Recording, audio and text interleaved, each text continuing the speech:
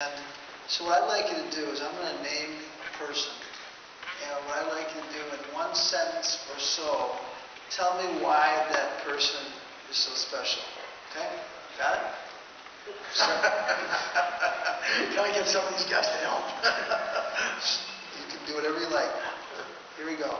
Jeff Bezos. Jeff defies Wall Street.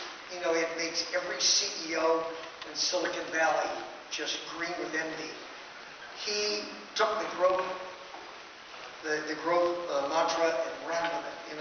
How much of that had to do with John Doerr, you don't know, but boy, I'll tell you what.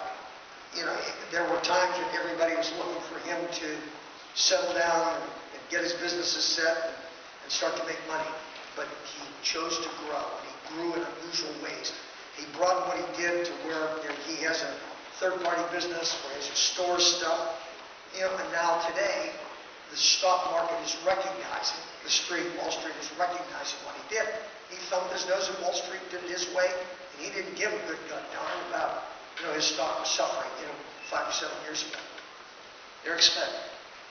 If you talk to Larry and Sergey, what they would say about Eric, and they say about it all the time, Eric has great judgment. Eric can look at A and B and make a decision and be right. It's incredible what good judgment he has on those kinds of opportunities. He is also, this is somebody that listens. When he runs a management team meeting, he doesn't rely on consensus. When he listens to the best idea, he wants things to pop up with his management team meeting. And then he'll listen to everything that comes up and then he'll make a decision. Judgment is what he does. He's a terrific manager. I can't imagine that anybody could have done with that company what he did. He's got to be one of the stars in Silicon Valley. Maybe one of the top 2 or 3 CEOs just because of what he's done in just unbelievable circumstances. Steve Jobs.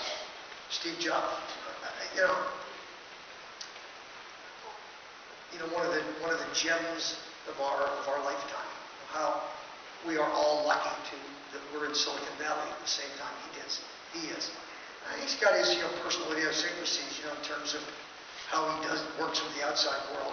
But the guy is unbelievably brilliant. When I mentioned earlier that he can look at a technology and know how to apply it and to what.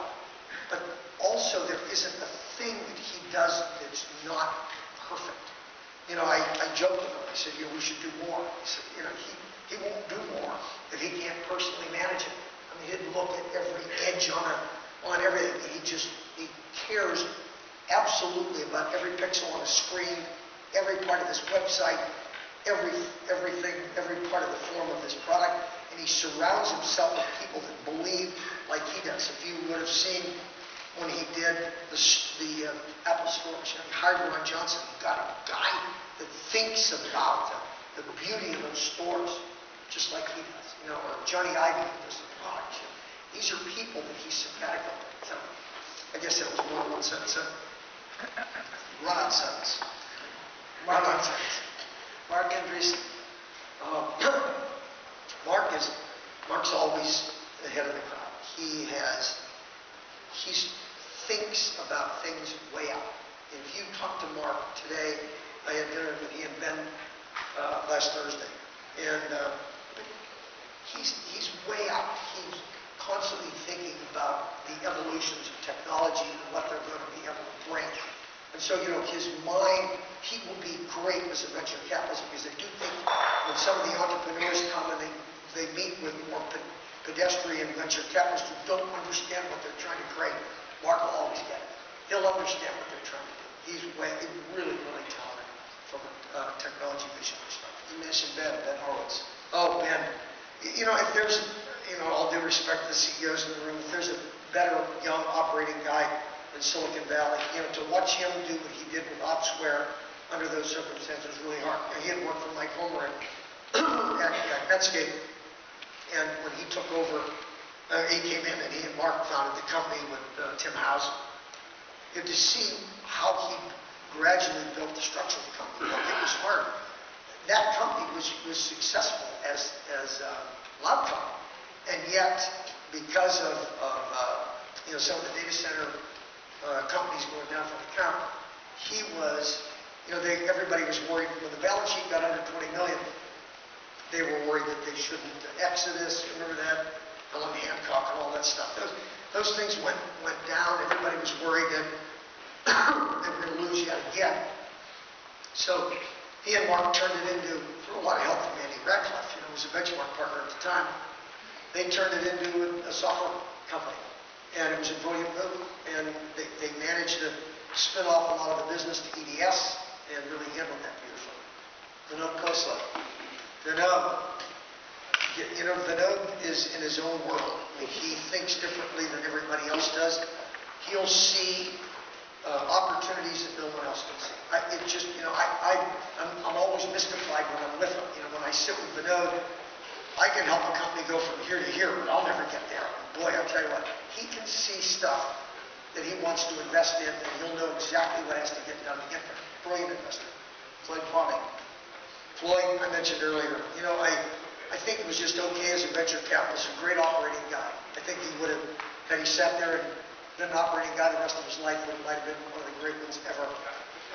But somebody that knows how to coach a guy like me, and still hugely important in my life. Jim Barksdale. Jim Barksdale.